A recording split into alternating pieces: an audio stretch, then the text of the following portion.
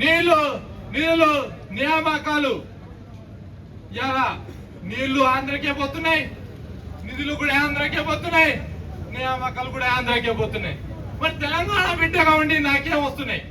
ఎలా మా నాన్నకి రైతు బంధు లేదు, నాకు ఉద్యోగం లేదు, నాకు ఉద్యోగం నోటిఫికేషన్ లేదు, మా నాన్నకి రైతు బంధు లేదు. మా నాన్న రోజు నాకు తిట్టులు ఫోన్ చేసి, అరే కొడకా నాకు రైతు బంధు రాలేరా, నీకు ఉద్యోగం రాలే అని మా నాన్న రోజు అంటుండు. నేను ఓటేసిన, నేను ఓటన్ని భారత రాజ్యాంగంలో నాకు ఓటు ఉంది, నేను ఓటేసిన. ఎలా నిరుద్యోగులు నాకేం సంబంధం అంటావు నువ్వు? నాకు కోపం ఆడంటే నేను ఎలా ఉద్యోగం చేయాలన్నా, నా ఉద్యోగం రాలే. మా నాన్న రోజు కూలిపోతాడు. ఈ ప్రభుత్వం వల్లే నాకు అన్యాయం జరిగింది, ఈ ప్రభుత్వం వల్లే నాకు అన్యాయం జరిగింది.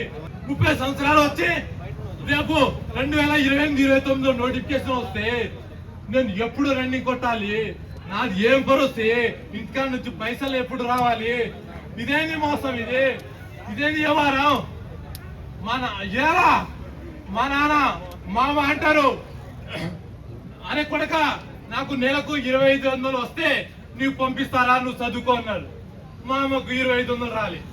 మా వదిన ఏమంటుంది, అరే మోహన్ నీకు 2500 వస్తే నీకు పంపిస్తాను, నువ్వు మంచిగా చదువుకో అన్నది.